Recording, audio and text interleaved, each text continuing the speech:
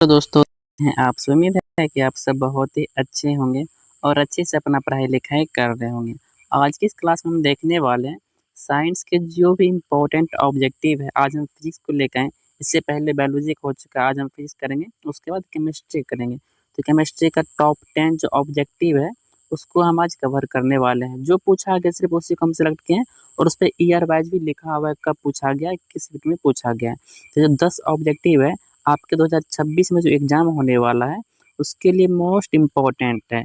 तो वीडियो को शुरू से लेके लास्ट तक वॉच कीजिएगा और वीडियो आपको कैसा लगता है कमेंट में बताइएगा। बनाने में बहुत ही मेहनत लगता है, सबसे पहले टाइपिंग करना पड़ता है, उसके बाद वीडियो भी शूट करना पड़ता है। तो वीडियो को दोस्तों में शेयर कर दीजिएगा, चैनल पे नए हैं तो सब्सक्राइब करके वीडियो को शेयर कर दीजिएगा, ठीक है। तो अब हम चलते हैं अपने क्वेश्चन की तरफ। तो यहाँ पे देखिए आप टारगेट इतना लक्ष्य कर सकते हैं 490, बहुत ही ईजी है यदि आप अच्छे से मेहनत करते हैं। तो हम वही एग्जाम मतलब जो एग्जाम से रिलेटेड क्वेश्चन है जो इम्पोर्टेंट है सिर्फ उसी को हम ध्यान में देने वाले हैं। जो पूछा गया देखिए क्वेश्चन बैंक से 50% क्वेश्चन ना उसी से आता है। क्वेश्चन बैंक से यदि क्वेश्चन बैंक यदि आप कवर कर लेते हैं तो मान लीजिए तो 50% आपका वहीं से कवर हो जाए, कहाँ से, क्वेश्चन बैंक से। ऑब्जेक्टिव भी कर सकते हैं और सब्जेक्टिव भी रिपीट होता है। तो बिहार बोर्ड में क्वेश्चन बैंक से रिपीटेड क्वेश्चन बहुत ज़्यादा होता है, तो क्वेश्चन बैंक को आपको देखना बहुत ज़रूरी है। तो उसी को हम ध्यान में रखते हुए इसमें ऑब्जेक्टिव जो भी लाएँ सब क्वेश्चन बैंक का है, ईयर वाइज वहाँ पे लिखा हुआ है। अब चलते हैं अपने क्वेश्चन की तरफ। चलिए अब हमारा फर्स्ट नंबर का क्वेश्चन यहाँ पे है, इस प्रकार है। बोल रहा है कि किरणें के सॉरी रुकिए रुकिए वेट कीजिए थोड़ा देर। हाँ, अब बोल रहा है किरणों के समूह को क्या कहते हैं। जो किरणों का समूह होता है उसको बोलते हैं क्या, किरण पुंज। आप लोगों ने पढ़ा होगा फर्स्ट चैप्टर में ही, किरणों के समूह को क्या कहते हैं, किरण पुंज कहते हैं। यहाँ पे बोल रहा है प्रकाश पुंज, किरण पुंज, ये दोनों या इनमें से कोई नहीं। देखिए किरण पुंज भी तो कहते हैं लेकिन ऑप्शन में प्रकाश पुंज दिया है क्या, प्रकाश पुंज यदि दिया है तो आपको दोनों टिक करना है। प्रकाश पुंज भी कहते हैं और किरण पुंज भी कहते हैं, लेकिन यहाँ पे दोनों दिया हुआ है, हम किसको टिक कर देंगे, सी को। ए और बी क्या हो जाएगा, दोनों प्रकाश पुंज भी कहते हैं और किरण पुंज भी कहते हैं। वैसे प्रकाश और किरण दोनों सेम ही चीज़ है, ठीक है, बस थोड़ा सा डिफरेंट है। तो प्रकाश पुंज कह लो या तो फिर किरण पुंज कह लो, हम दोनों कह सकते हैं। तो 2015 में देखिए यहाँ पे पूछा गया, तो आपके लिए क्या इंपॉर्टेंट है, सॉरी 2015 नहीं 2025 में पूछा गया, तो हो सकता है कि रिपीट कर दे। उसके बाद सेकेंड नंबर का क्वेश्चन यहाँ पे बोल रहा है, सेकंड नंबर का जो क्वेश्चन इसमें बोल रहा है प्रकाश की किरणें गमन करती हैं। ये तो बहुत अच्छा क्वेश्चन है, रिपीटेड क्वेश्चन है और बहुत इजी भी क्वेश्चन है। फर्स्ट चैप्टर में ये पढ़ा होगा कि प्रकाश की किरणें जो है गमन करती है किस रेखा में, तो हमेशा सीधी चलती है, ठीक है। प्रकाश कैसे चलती है, तो हमेशा सीधी रेखा में गमन करती है। तो यहाँ बोल रहा है किसी भी दिशा में नहीं, किसी भी दिशा में नहीं जाता है, तिरछी नहीं, तिरछी भी नहीं चलता है, हमेशा सीधी रेखा में गमन करता है, ठीक है, हमेशा सीधी रेखा में। तो ऑप्शन क्या हो जाएगा आपके पास, सीधा राइट आंसर, ठीक है। प्रकाश हमेशा सीधी रेखा में गमन करता है, 2025 में पूछा गया, इससे पहले भी पूछा गया क्वेश्चन, ठीक है। अब चलते हैं क्वेश्चन नंबर थर्ड की तरफ। तो क्वेश्चन नंबर थर्ड यहाँ पे बोल रहा है अवतल दर्पण की फोकस सॉरी अवतल दर्पण अवतल दर्पण किस प्रकार का दर्पण हो, अवतल दर्पण किस प्रकार का दर्पण है। तो हम दोनों के बारे में बताते हैं, एक होता है अवतल, ठीक है, एक होता है उत्तल। देखिए अवतल दर्पण कैसा होता है, ऐसा होता है, ऐसा होता है। और जो यहाँ पे क्या होता है मुख्य अक्ष, यहाँ पे जो भी समांतर किरण जाता है तो वो कहाँ होता है, फोकस से गुजरता है। मतलब जो भी जाता है किरण यहाँ से आएगा, फिर यहाँ टकराएगा, फिर यहाँ से जाएगा, फिर यहाँ से जो आएगा नीचे से, तो फिर यहाँ पे, मतलब एक बिंदु पे क्या होता है, एक बिंदु पे जमा हो जाता है प्रकाश, ठीक है, एक बिंदु पे क्या होता है, जमा हो जाता है। इसको हम क्या बोल सकते हैं, एक बिंदु पे अभिसरित हो रहा है, मतलब एक बिंदु पे जमा होगा उसको बोलेंगे अभिसरित हो रहा है। यदि वही उत्तल दर्पण रहता है तो उसमें ऐसे रहता है, यहाँ पे रहता है मुख्य अक्ष, यहाँ से जो भी किरण जाएगा इधर भाग जाएगा, फिर से जाएगा, फिर इधर भाग जाएगा, इधर से जाएगा इधर भाग जाएगा, फिर इधर से जाएगा इधर चला जाएगा, एक जगह नहीं होता है। तो क्या होता है, फैल जाता है। जिसको जो फैल जाता है उसको बोलते हैं अपसारी। इसको क्या बोलेंगे, अपसारी। जो किरण को फैलाता है उसको बोलेंगे अपसारी, उसको क्या बोलेंगे, अपसारी बोलेंगे। और जो एक बिंदु पर अभिसरित करता है उसको बोलेंगे अभिसारी, अभिसारी, ठीक है। ये हो गया दर्पण में। लेंस में इसका सेम अपोजिट हो जाता है, लेंस में क्या होता है, इसका अपोजिट हो जाता है। तो लेंस में भी ध्यान रखिएगा, 4 क्वेश्चन यहाँ से बनेगा। दर्पण से बन सकता है, दर्पण में अवतल दर्पण से भी, उत्तल दर्पण से भी, लेंस में भी उत्तल लेंस से अवतल लेंस से दोनों से बन सकता है। दर्पण का उल्टा होता है किसमें, लेंस में। तो 4 को ध्यान रखिएगा, चारों में से एक कन्फर्म है कि कोनो न कोनो एक क्वेश्चन जरूर आएगा, ठीक है। तो चारों को ध्यान में रखना है। तो फिलहाल हम किसका बात कर रहे हैं, दर्पण का। और किस दर्पण का, तो अवतल दर्पण का। तो अवतल दर्पण में होता है क्या, एक बिंदु पे जमा हो जाता है, तो इसको बोलेंगे अभिसरित करना। मतलब इसको बोलेंगे कौन सा दर्पण बोलेंगे, तो अभिसारी दर्पण बोल देंगे, इसको अभिसारी दर्पण। तो ऑप्शन आपके पास क्या हो जाएगा, option B is the right answer. ठीक है, अब चलते हैं क्वेश्चन नंबर 4 की तरफ। और क्वेश्चन नंबर 4 यहाँ पे बोल रहा है कि कार के हेडलाइट में निम्न में से किस प्रकार का दर्पण का उपयोग किया जाता है। जो कार के पीछे जो लाइट लगा होता है, हेडलाइट जिसको बोलते हैं, उसमें कौन सा दर्पण रहता है, तो उसमें दर्पण रहता है अवतल दर्पण। ठीक है, ऐसे करके रहता है। और अवतल दर्पण में जो लाइट लगा हुआ रहता है, दर्पण तो बाहर से लगा रहता है, लेकिन अंदर में जो लाइट रहता है वो लगा हुआ होता है किस पे, फोकस पे लगा हुआ होता है। किस पे, लाइट फोकस पे लगा हुआ रहता है। और जब फोकस पे रहता है तो क्या होता है, जब यहाँ से निकलता है सीधा टकरा के बाहर जाता है। ठीक है, तब ना मतलब देखते हैं कि गाड़ी का जो रोशनी होता है एकदम बिल्कुल सीधा भागता है स्ट्रेट लाइन में। क्या, फोकस पे होता है। जब फोकस से जब जैसे कि यहाँ पे लाइट लगा हुआ है तो यहाँ से जाएगा दर्पण पे, किस दर्पण पे, अवतल दर्पण पे, और वहाँ से समांतर भागेगा दूर। तब तो आप देखे होंगे कि गाड़ी का जो लाइट है एकदम फोकस मतलब सीधा भागता है। तो लाइट कहाँ पे रहता है, फोकस पे रहता है। कि दर्पण कौन सा रहता है, तो अवतल दर्पण रहता है। यदि वही गाड़ी के जो पीछे में शीशा लगा हुआ रहता है पीछे देखने के लिए कि कौन सी गाड़ी आ रही है, उसको हम देखते हैं ना दर्पण में, तो कार के आगे में जो दर्पण लगा हुआ रहता है दोनों साइड, वो दर्पण कौन सा रहता है, उत्तल दर्पण रहता है। ठीक है, ये भी क्वेश्चन बनता है, इसको भी ध्यान में रखना है। उत्तल दर्पण, इसका क्षेत्रफल बहुत बड़ा होता है। जो बड़ा सा चीज़ होता है उसको छोटा करके दिखाता है और बहुत दूर के एरिया को कवर कर लेता है। इसलिए हम उत्तल दर्पण का प्रयोग किसमें करते हैं, कार का जो मतलब साइड मिरर के रूप में किसका उपयोग करते हैं, उत्तल दर्पण का। लेकिन यदि वही कभी यदि बोल दे कि हेडलाइट में किसका उपयोग करते हैं, तो अवतल दर्पण का। अवतल दर्पण में जो बल्ब लगा हुआ रहता है, फोकस पे लगा हुआ रहता है, इसको भी आपको ध्यान में रखना है। 2025 में ये क्वेश्चन भी पूछा गया है और इससे पहले भी पूछा गया है। ठीक है, तो अब चलते हैं क्वेश्चन नंबर 5 की तरफ। तो क्वेश्चन नंबर 5 में बोल रहा है कि अवतल दर्पण की फोकस दूरी क्या होती है। देखिए, अवतल दर्पण होता है कैसे है, ऐसे होता है और ऐसे होता है, और उत्तल दर्पण होता है ऐसे और ऐसे। देखिए, इसका फोकस कहाँ होता है, यहाँ पे। यदि आप चिन्ह परिपाटी पढ़ेंगे तो इधर का रहता है माइनस में, इधर का रहता है प्लस में, फिर ऊपर का रहता है प्लस में, नीचे का रहता है क्या, माइनस में। लेकिन इसमें क्या होता है, इसका फोकस कहाँ रहता है, इसका मेन फोकस इस साइड रहता है। ठीक है, इसका मेन फोकस कहाँ रहता है, यहाँ पे रहता है, फोकस इस साइड में रहता है। तो ये क्या हो जाता है, प्लस, ये तो प्लस ही रहता है। ठीक है, और लेकिन ये हो जाएगा माइनस। तो यदि बोलेगा अवतल दर्पण के बारे में, तो अवतल दर्पण की फोकस दूरी क्या होती है, अवतल की, तो अवतल दर्पण की फोकस दूरी ऋणात्मक और उत्तल दर्पण का फोकस दूरी धनात्मक होता है। दोनों का उल्टा, अवतल का ऋणात्मक और उत्तल का धनात्मक, इसको ध्यान में रखना है। और लेंस में सेम क्या होता है, उल्टा हो जाता है, तो उसको ध्यान में रखना है। यहाँ से भी 4 क्वेश्चन है ना, तो यहाँ से भी एक क्वेश्चन आ जाएगा आपको। धनात्मक और ऋणात्मक में 2 लेंस में है और 2 दर्पण में है, कोई एक आपसे पूछ सकता है। तो यहाँ पे ध्यान देना है, क्या बोल रहा है, अवतल दर्पण। तो अवतल दर्पण की फोकस दूरी देखो इस साइड है, तो इस साइड की दूरी क्या होती है, माइनस में, तो इसको हम क्या बोलेंगे, निगेटिव। ठीक है, तो अवतल दर्पण की फोकस दूरी क्या होती है, ऋणात्मक होती है। अवतल का ऋणात्मक और उत्तल का धनात्मक। इंपॉर्टेंट है, इसको ध्यान में रखें, कभी कभी तक ध्यान से उतर जाता है, धनात्मक और ऋणात्मक। चिन्ह परिपाटी यदि आप पढ़े होंगे, जैसे ग्राफ बनाते होंगे, तो सेम जो ग्राफ में चिन्ह परिपाटी होता है, सेम वही चिन्ह परिपाटी यहाँ भी होता है। तो ग्राफ को आप यदि याद रखोगे तो यहाँ पे कन्फर्म हो जाएगा, चाहे वो लेंस हो या चाहे दर्पण हो। अब बोल रहा है किस दर्पण से हमेशा वस्तु से छोटा प्रतिबिंब बनता है, ऐसा कौन सा दर्पण है। ठीक है, ध्यान देना है कि दर्पण बोल रहा है, लेंस नहीं बोल रहा है। कभी लेंस भी दे सकते थे एग्जाम में, तो वहाँ पे देखना है लेंस है या दर्पण है।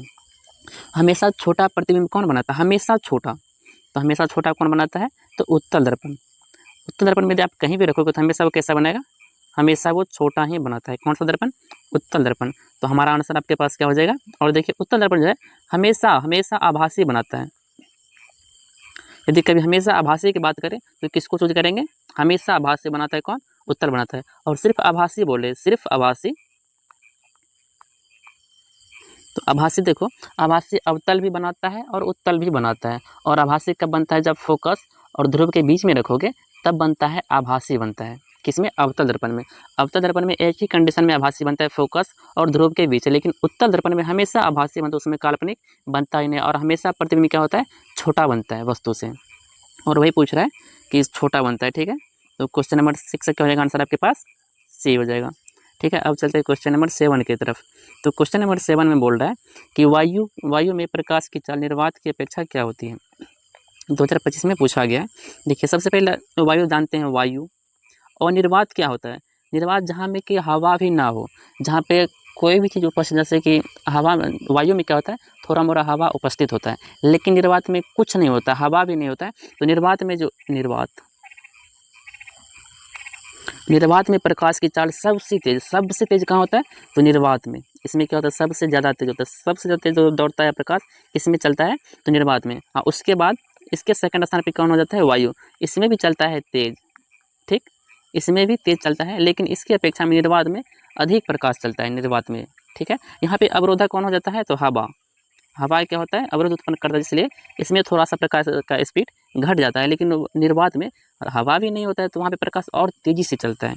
यदि देखिए सबसे तेज़ी किस में चलता है, निर्वात में, उसके बाद बारी किसका आता है, वायु का। ठीक है, दोनों को ध्यान में रखा है। यदि निर्वात नहीं रहेगा कहीं पे और बोलेगा सबसे तेज प्रकाश कहाँ पे चलता है, निर्वात रहेगा तो हम निर्वात को टिक करेंगे। ठीक है, तब हवा को टिक नहीं करेंगे। यदि निर्वात नहीं रहेगा तो उस कंडीशन में किसको टिक करेंगे, हवा को टिक करेंगे। हवा बोले या तो फिर वायु बोले, तो हम यहाँ पे क्या टिक करेंगे, यहाँ पे बोल रहा है कि वायु में प्रकाश की चाल निर्वात की अपेक्षा वायु में तो हमेशा क्या होता है, कम होता है। ठीक है, क्या होता है, कम होता है। तो ऑप्शन हमारे पास क्या हो जाएगा, option A is the right answer. अब चलते हैं क्वेश्चन नंबर 8 की तरफ। तो क्वेश्चन नंबर 8 में बोल रहा है प्रकाश द्वारा प्रदर्शित कौन सी घटना तारा जो यहाँ पे सिंपल से बोल रहा है कि तारे जो टिमटिमाते हैं किसके वजह से टिमटिमाते हैं, तो वो टिमटिमाते हैं अपवर्तन के कारण। किसके कारण, अपवर्तन के कारण। और टिमटिमाना मतलब आप यदि तारे को देखेंगे तो कभी मतलब बहुत ज़्यादा लाइट आता है, कभी कम आता है, कभी बहुत ज़्यादा लाइट आ जाएगा तो कभी कम आएगा। जैसे कि चुकभुकिया बॉल होता है, क्या कभी रोशनी कम होता है, कभी ज़्यादा होता है, कभी कम और कभी ज़्यादा। तो इसी को क्या बोलते हैं, इसी को बोलते हैं टिमटिमाना। तो किसके कारण होता है, अपवर्तन के कारण। किसके कारण, अपवर्तन के कारण होता है। वायुमंडलीय यदि अपवर्तन यहाँ पे दिया हुआ है, इसके आगे में यदि वायुमंडलीय अपवर्तन लगा देते हैं तो बहुत अच्छा हो जाएगा। ठीक है, सटीक आंसर हो जाएगा वायुमंडलीय अपवर्तन। लेकिन यहाँ पे वैसा दिया हुआ है नहीं, अपवर्तन दिया हुआ है, तो हम किसको टिक करेंगे, अपवर्तन को टिक करेंगे। तो इसका आंसर हमारे पास क्या हो जाएगा, अपवर्तन is the right answer. Option क्या हो जाएगा आपके पास, ऑप्शन डी हो जाएगा। ठीक है, अब चलते हैं क्वेश्चन नंबर 9 की तरफ। क्वेश्चन नंबर 9 में यहाँ पे थोड़ा आपका लॉजिक लगेगा। इसमें क्या बोल रहा है कि लेंस की फोकस दूरी एफ एवं क्षमता उसका, लेंस देखिए, लेंस का क्षमता क्या होता है पी, उसको पी से लिखते हैं। ठीक है, पावर। और उसमें क्या बोल रहा है, संबंध, रिलेशन पूछ रहा है। जैसे कि आप यहाँ पे हम दो फॉर्मूला रिलेशन बता रहे हैं। एक होता है फोकस दूरी और वक्रता त्रिज्या में एफ बराबर r/2 होता है। ये इससे रिलेटेड नहीं है, पहले इससे पहले इसको देख लेते हैं। ठीक है, इंपॉर्टेंट है, पूछा गया। यदि आप यहाँ से 2 को मल्टीप्लाई करते हो एफ से, इसके बटे में कुछ नहीं तो एक है ना, तो यहाँ पे 3 मल्टीप्लाई कर दो, कैंचियाँ गुना। तो यहाँ पे यदि मल्टीप्लाई करेंगे क्या हो जाएगा, 2f बराबर 1 को मल्टीप्लाई करोगे r से तो क्या होगा, r हो जाएगा। या तो कभी ऐसे दे देगा या तो कभी ऐसे दे देगा, r बराबर 2f। या तो ऐसे देगा, उल्टा पुल्टा के सेम ही बात है। या तो फिर ऐसे दे देगा f is equal to r/2। ठीक है, तो कुछ दिन पहले हम जब बिहार पुलिस का एग्ज़ाम दिए थे तो हम रट के गए थे ये, लेकिन वहाँ पे पूछ दिया था ऐसे। ठीक है, ऐसे था। यदि आपके पास दिमाग है तो ऐसे आप टिक कर सकते हैं। ठीक है, इसी से बना हुआ यहाँ पे त्रिक मल्टीप्लाई कर देते हैं तो निकल जाता है ये। बिहार पुलिस में 16 जुलाई को जो हुआ था उसमें ये क्वेश्चन पूछा गया था। ठीक है, बाकी बिहार बोर्ड में कई बार पूछा गया, 10th में ये पूछा गया, लेकिन क्वेश्चन हमारा ये नहीं था। इससे रिलेटेड तो भी था, संबंध के बारे में, उसको बता दिए। और इसका जो फॉर्मूला होता है, इसका होता है P is equal to 1/f। ठीक है, यही होता है। लेकिन फोकस हमेशा किस में रहता है, मीटर में रहता है, याद रखना। किस में रहेगा, मीटर में। सेंटीमीटर में तो उसको 100 से क्या करना है, मल्टीप्लाई कर दो। ठीक है, हमेशा किस में रहता है, मीटर में। कौन, फोकस दूरी। तो वही बोल रहे हैं, लेकिन वहाँ पे ऐसे दिया हुआ है नहीं। तो यहाँ पे देखिए ऑप्शन बी को यदि आप गौर से देखिए तो यहाँ पे क्या लिखा है, F multiply P is equal to 1।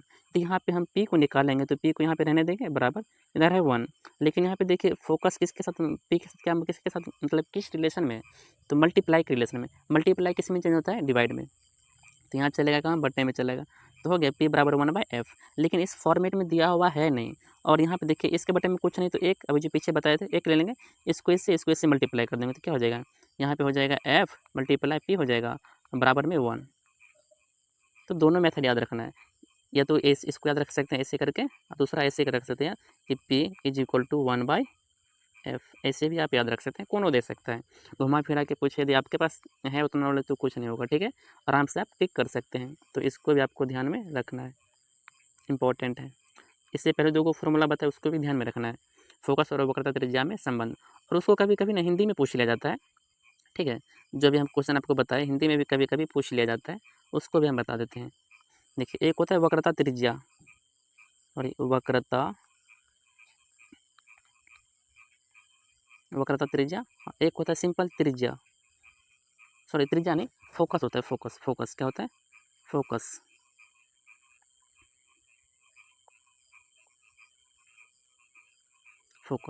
देखिए, ये फोकस से हमेशा 2 गुना रहता है ये, कौन, वक्रता त्रिज्या हमेशा फोकस से 2 गुना रहता है। कौन, वक्रता त्रिज्या। फोकस से हमेशा 2 गुना रहता है। कौन, वक्रता त्रिज्या फोकस से हमेशा 2 गुना रहता है। देखिए, कभी उल्टा रिलेशन पूछे, वक्रता त्रिज्या फोकस की क्या होती है, तो आधी होती है। याद रखना। देखिए इधर से हम यदि चलेंगे फोकस दूरी जो है वक्रता त्रिज्या की क्या होती है, दोगुना होता है। जब दो गो फोकस दूरी को लाएंगे तब हमारा किसके बराबर होगा, वो होगा वक्रता केंद्र के बराबर। ठीक है, तो यहाँ से याद रखना कि वक्रता त्रिज्या फोकस की क्या होती है, दोगुनी होती है। यदि फोकस दूरी के बारे में बोले तो फोकस दूरी वक्रता त्रिज्या की क्या होती है, तो आधी होती है। ठीक है, यहाँ से दो क्वेश्चन बनता है, या तो ऐसे करके पूछ सकता है तो फिर ऐसे करके उल्टा पुल्टा के पूछ सकता है। तो याद रखना कि फोकस दूरी वक्रता त्रिज्या की क्या होती है, आधी होती है, लेकिन वक्रता त्रिज्या फोकस दूरी क्या होती है, दोगुनी होती है। ध्यान रखना, थोड़ा कन्फ्यूज हो सकते हैं, पर इसको एक बार लिख करके अच्छे से याद कर लीजिएगा। तो 10 नंबर का जो क्वेश्चन है और इसमें बोल रहा है कि तेल लगा कागज क्या है, 2025 में पूछा गया। पारदर्शक है या तो फिर पारदर्शक है, पारभासी है, और इसमें समझा देते हैं। देखिए जिसमें यदि आप आर पार आसानी से देख सकते हैं उसको बोलेंगे पारदर्शक। उसको क्या बोलेंगे, पारदर्शक बोलेंगे। जिसमें आप आसानी से इस साइड से उस साइड देख सकते हैं। जैसे कि आपके पास हो गया कांच, एगो ट्रांसपेरेंट कांच होता है ना, जो खिड़की में लगाते हैं, तो एक साइड से दूसरे साइड की वस्तु को आप क्या करते हैं, आसानी से देख पाते हैं, उसको बोलेंगे पारदर्शक। और जिसको हम नहीं देख पाते, जैसे कि दीवार हो गया, अब जैसे बीच में दीवार है, इस साइड आप करें तो उस साइड की वस्तु को आप देख सकते हैं, दीवार की उस साइड की वस्तु को नहीं देख सकते हैं, तो उस कंडीशन में उसको क्या बोलेंगे, अपारदर्शक। उसको क्या बोलेंगे, अपारदर्शक। जिसमें दिखाई दे अच्छे से उसको बोलेंगे पारदर्शक, जिसमें दिखाई ना दे उसको बोलेंगे अपारदर्शक। और जिसमें आंशिक रूप से दिखाई दे उसको क्या बोलेंगे, जैसे कि तेल लगाओ, कोई कागज लीजिए उस पर तेल लगा दीजिए। ठीक है, पहले कागज को ऐसे देखिएगा तो इस साइड से देखिएगा तो उस साइड की वस्तु दिखाई नहीं पड़ेगा, जो वही उसको तेल में भिंगा लीजिए, उसके बाद थोड़ी देर बाद सूख जाएगा। तो यदि आप इस साइड से देखेंगे उस साइड की वस्तु दिखेगा, लेकिन उतना फ्रेश नहीं दिखेगा, थोड़ा धुंधला दिखेगा, तो उसको हम क्या बोलेंगे, अर्ध पारदर्शी या तो फिर पारभासी भी बोल सकते हैं। तो ऑप्शन में हमारा क्या दिया हुआ है, पारभासी। तो ऑप्शन क्या हो जाएगा आपके पास, सी इज़ द राइट आंसर। इससे और नीचे और भी 50 क्वेश्चन है, जो कि क्वेश्चन बैंक से हम छाट के लाए हैं फिजिक्स से। तो अगले वीडियो में अगले जो क्वेश्चन है उसको हम कवर करने वाले हैं। इसमें 10 ऑब्जेक्टिव बताएं, बाकी उससे रिलेटेड जो भी क्वेश्चन बताएं उसको ध्यान में रखना है। जो भी रिलेटेड क्वेश्चन बताएं सब पूछा गया है, ठीक है, आगे सब क्वेश्चन मिलेगा। तो जितना 10 क्वेश्चन बताएं, बाकी इससे रिलेटेड जो भी बताएं, तो सबको आपको क्या करना है, ध्यान रखना है, अच्छे से याद कर लेना है। एग्जाम में आपको बहुत ही अच्छा इसका बेनिफिट मिलेगा। ठीक है, तो यदि आप चैनल पर नए हैं तो चैनल को सब्सक्राइब करके दोस्तों में शेयर कर दीजिएगा। यदि पीडीएफ लेना चाहते हैं तो व्हाट्सएप का लिंक दिया हुआ है नीचे, आप जाके व्हाट्सएप ज्वाइन कीजिए, वहाँ पर आपको पीडीएफ मिल जाया करेगा। ठीक है, तो मिलते हैं अगले क्वेश्चन के साथ अगले वीडियो में।